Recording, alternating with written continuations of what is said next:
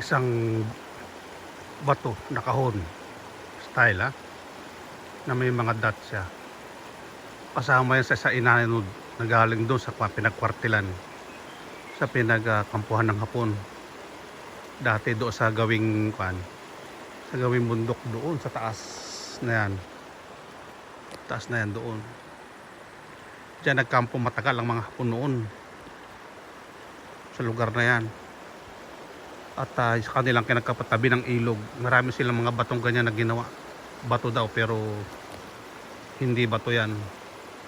Marami ditong inagos na ngayon kasi yun, yung bundok na yun na pinagkampuhan nila no, na pinagkwartilan, natibag na.